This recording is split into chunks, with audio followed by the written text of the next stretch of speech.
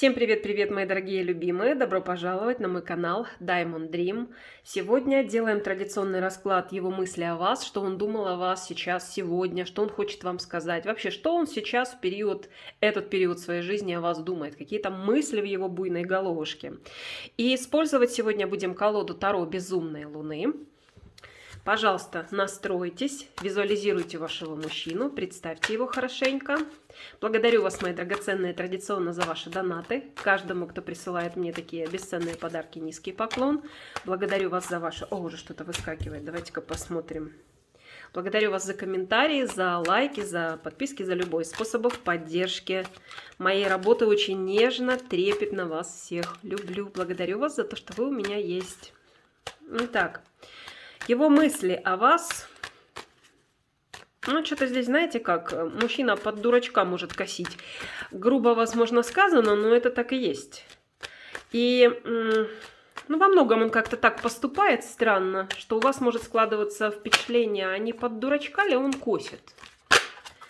Много советчиков, много людей вокруг него, которые могут на него оказывать влияние. Здесь по этим двум картам, которые выскочили случайно из колоды, можно сказать, что мужчина в принципе подвержен чьему-то влиянию извне.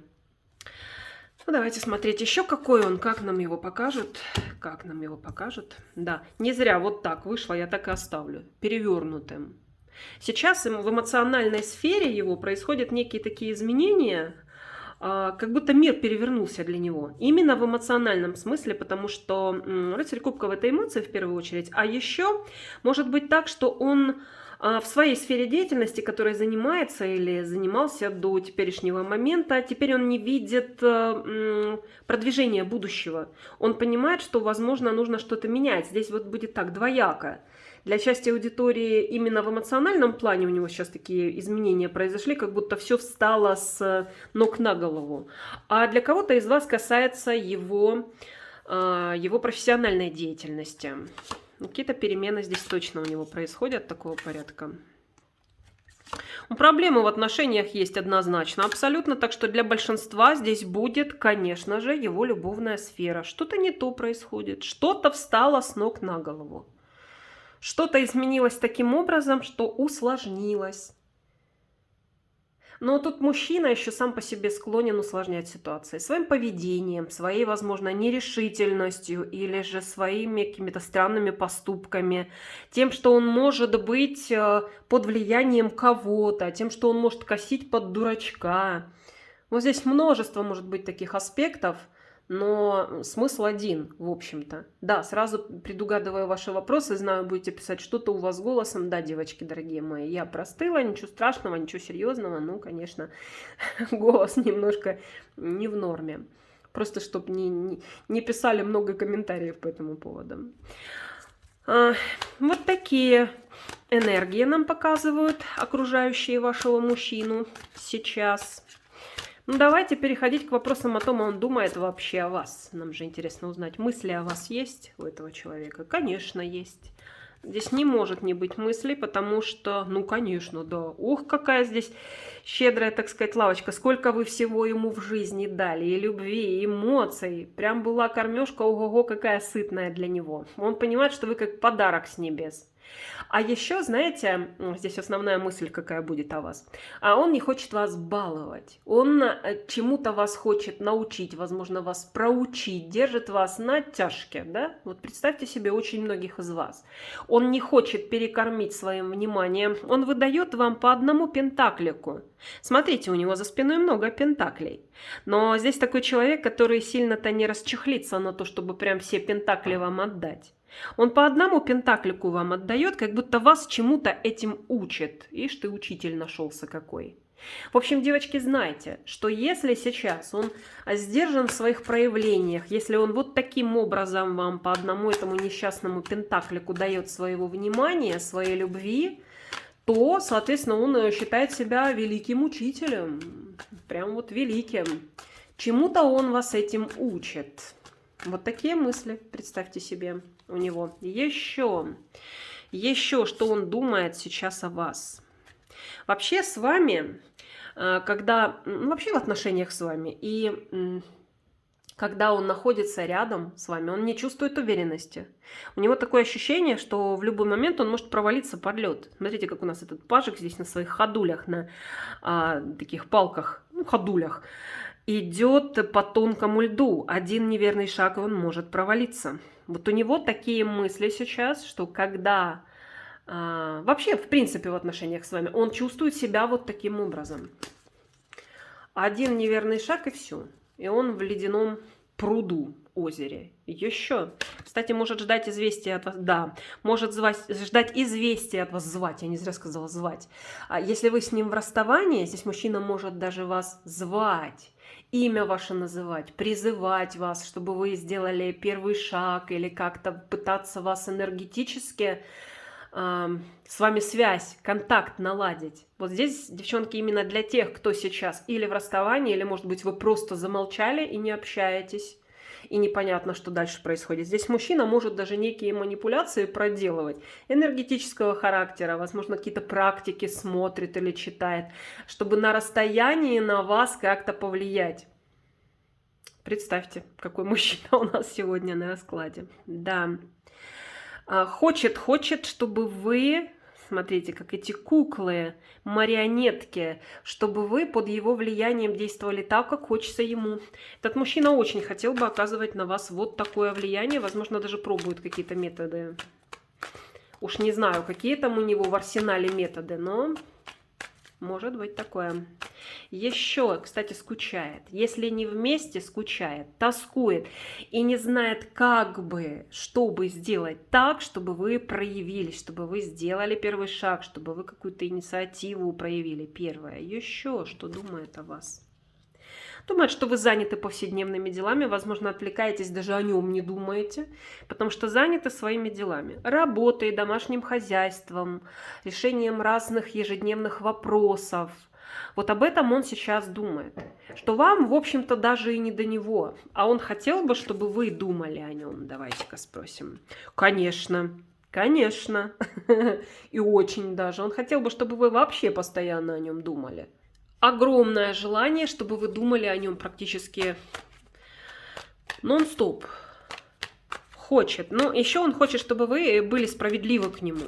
Чтобы вы не думали плохо, чтобы вы не преувеличивали его плохих, на ваш взгляд, качества его плохие, вернее, чтобы вы думали о нем хорошо, справедливо. Некоторые из ваших мужчин думают, что если вам хочется ему просто вот так вот этим мечом по башке заехать, смотрите, держит в руке рыбину, и вот-вот сейчас совершит здесь, ну, если не самосуд, то правосудие свершится не в пользу этой сущности, этой рыбины. Вот он может об этом тоже думать. А не хотите ли вы с ним поступить таким же образом? Он не хочет, чтобы вы так поступили. Еще. Ну, у него все мысли сейчас о том, что вы не особо-то на нем сконцентрированы. И это, кстати, хорошо, очень даже хорошо, потому что эта информация, что вы не слишком-то там страдаете по нему, не слишком-то плачете и ждете его, она, конечно, таким конкретным грузом на него давит, но это хорошо, это хорошо. Для профилактики его хорошего и плохого поведения это очень даже хорошо. Еще он думает о том, что очень часто вы на него реально давите. Смотрите, какая здесь сущность. Он такая, мало того, что крупная, она еще и беременная, и она своей ногой давит этого карлика, маленького такого, ничтожного, крохотного в сравнении с ней. И она давит прям своим каблуком, своей ногой. Он считает, что очень часто вы на него оказываете давление. Вот такие мысли у него сейчас. Возможно, он думает, что прямо сейчас вы каким-то образом вот так на него тоже давите. Еще мысли о вас. Когда вы конфликтуете, когда вы выясняете отношения или вы чем-то конкретно, прям серьезно недовольны, он считает себя жертвой.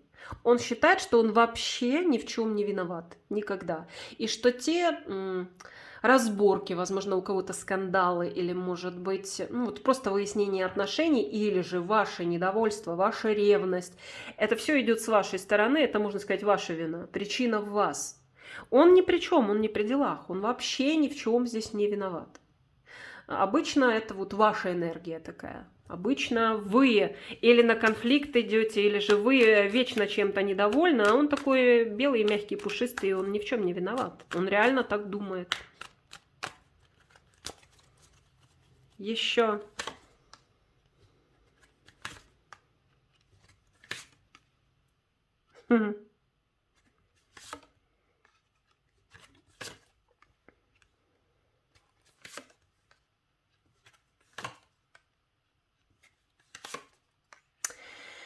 А, здесь этот мужчина, вообще мысли о вас, они ему не дают покоя нигде. Ни дома, ни на работе.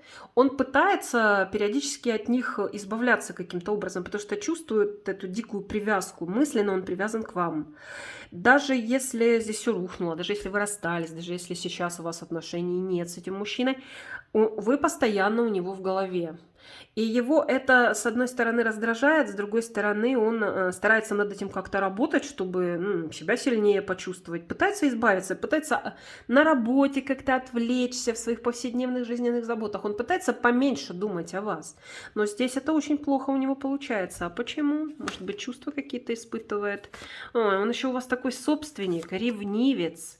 Очень такой человек со сложным характером, противоречивым. Спрашиваю, почему, в чем дело? Ну, он никогда даже сам себе не признается. Он даже никогда сам себе не признается в том, что мечтает о вас, в том, что хочет физической близости с вами, в том, что, в том, что как бы ни старался, да, как бы ни старался, как бы он ни пытался показать всем своим видом вам, или, может быть, он ведет себя так, как-то вас игнорит или отстранен от вас.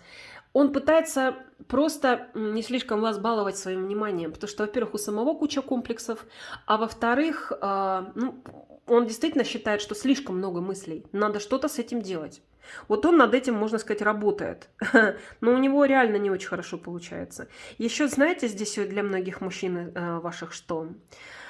Если произошло расставание, или если он понимает сейчас, что вы или разлюбили, или отстранились, или как-то стали себя вести не совсем так, как ему нравится и хотелось бы, недостаточно внимательно и эмоционально к нему, он здесь может думать, знаете, почему-то мне пришло сейчас на ум, я сегодня как раз слушала песню, беда не в том, что ты меня не любишь, беда в том, что я тебя не могу разлюбить. Вот если у вас произошло расставание, и он молчит сейчас, не пишет, не звонит, но ощущение у него вот такое. Беда не в том, что вы его не любите, а он может здесь думать, что вы действительно его разлюбили. А беда в том, что он не может вас разлюбить. Для очень большой части сегодняшних зрителей будет именно так. Он так думает. Так, ну что? Что он хотел бы вам сказать, но по какой-то причине молчит? Люблю тебя, хочет сказать. Не зря я вам сейчас произнесла эти слова про то, что ты меня не любишь, я тебя не могу разлюбить. Вот он хочет вам сказать, я тебя люблю, ты моя пара, ты та женщина, с которой мне по-настоящему хорошо, с которой мне просто вот балдежно. Я себя чувствую великолепно, несмотря на то, что считает ваш характер далеко не сахарным. Вы уже видели, считает, что если вы выясняете отношения, вину полностью возлагает на вас. Но у мужчины здесь есть чувства, девочки. Не знаю, насколько, на какую глубину чувств способен именно ваш мужчина, но он хочет вам сказать, ты важна для меня, я вижу в тебе мою жену, мать моих детей, хранительницу нашего домашнего очага, ты моя пара. Мне с тобой хорошо, тепло, уютно, замечательно, я тебя люблю. Вот это он хотел бы вам вообще сказать, этот человек. А почему не говорит? В чем проблема? Ну, очень многие из вас здесь действительно, девчонки, разочарованы в этих отношениях. Он не зря думает, беда не в тем, что ты меня не любишь. Потому что очень многие из вас могли из отношений вообще выйти, или он понимает, что вам надоело, что вы разочарованы, что уже нет тех чувств, уже нет того душевного порыва, который был раньше. Девушка здесь, видите, в разочарованном виде махнула на эти все кубки и уходит. Вот по этой причине он может думать, что либо он уже вам не нужен, действительно, вы его разлюбили, или же, возможно, что вы можете в любой момент уйти. Или если вы расстались с ним, то он может думать о том, что вы возвращаться-то не хотите. Потому что, ну все, хватит уже, надоело. Именно поэтому он вам и не говорит. А еще, если вы с ним продолжаете отношения, то здесь мужчина может реально не хотеть вас баловать такими словами. Скажет, если буду слишком уж ее баловать этим, то она может в один прекрасный день разбаловаться, развернуться и уйти. Чего он не может вам сказать? Ни при каких обстоятельствах сейчас. Конечно, никогда не говори никогда, но тем не менее, есть некоторые вещи, которые он сейчас не может ни при каких обстоятельствах вам произнести. Это что? Что он много лжет. Вообще мужчина много врет. Он, если не буду уж говорить, что лжет как дышит. Хотя для части из вас, да, действительно, так и есть. Врет как дышит. Многие из ваших мужчин так и поступают. Много лжи, много манипуляций, всевозможных инсинуаций. Ложь свою он старается тщательно от вас скрывать. Я не знаю, возможно, вы научились расщелкивать уже эту его ложь, открывать. Возможно, вы видите его ложь, она для вас как на ладони. Но очень многие из вас не видят его лжи. Так вот, когда он врет, а врет он часто, он, конечно же, по своей воле вам никогда этого не скажет. Он не признается в своей лжи. Скорее всего, будет изгаляться, всячески себя оправдывать или находить причины, если вы вдруг его застукаете. Здесь ему вообще сложно признать, что он врет. Но врет он часто и врет много. Лжи более чем достаточно. Кстати, по семерке мечей здесь, в принципе, может быть такой мужчина, который ложь считает за норму. Ведь очень многие люди вообще во лжи живут. И считают это нормой, придумывают себе свой мир лжи, по сути, и живут в нем. Мы не будем обвинять сейчас всех ваших мужчин, что они все такие. Под одну гребенку, естественно, невозможно всех, кто смотрит сегодняшний расклад, ваших мужчин подогнать, потому что люди все очень разные, зрителей расклада очень много, но момент лжи здесь присутствует, и он это будет тщательно скрывать любыми путями, любыми. Ну и давайте возьмем еще послание для вас от этого мужчины сегодня. Что хочет вам сказать, что хочет вам сказать, что хочет вам сказать. Как ему плохо, как ему одиноко без вас. Когда вас нет рядом, он начинает чувствовать, да, он опустошен. Он просто как выпотрошен энергетически, эмоционально, ему плохо без вас. Плохо. Подай, дорогая моя, бедному на пропитание пентакликов. Подай, он начинает за вами следить, он начинает за вами скучать, он начинает, возможно, какие-то манипуляции проделывать, чтобы вы обратили на него внимание, сделали первый шаг. Плохо без вас, чувствует себя нищим, чувствует себя разбитым, опустошенным, когда вас нет рядом. Почему? Ну, потому что тяга здесь настолько велика, вообще, ваше притяжение. Вы тут два сапога пара по силе характера. Он хотел бы вас вот так вот, видите, в бараний рог свернуть. Но и вы тут не промах, вы можете ему прикусить так голову своими зубами хищными, что ему мало не покажется. Здесь ситуация вот такая. Но что бы и как бы ни было, ему без вас безумно плохо. Именно это он вам хотел бы сейчас сказать. Если вы с ним в расставании, то практически мужчине волком взвыть хочется, так без вас плохо. Но сегодня выходит так, да, далеко не каждый расклад выходит так, но мужчина, в принципе, меняется мало. Характеристики его лишь только дополняются из расклада в расклад. Благодарю вас, мои драгоценные, за то, что досмотрели до конца. Буду очень благодарна вам, как всегда, за лайк, за теплый комментарий под моим видео. Подписывайтесь, пожалуйста, на мои каналы. Нажимайте на кнопочку колокольчика на YouTube рядом с кнопкой подписки, чтобы получать уведомления о моих новых видео. Я же всех вас нежно обнимаю, целую, люблю. Желаю всем счастья, любви, добра, вдохновения, гармонии и, конечно же, защиты и покровительства высших сил. Пока-пока, мои драгоценные. До следующего расклада.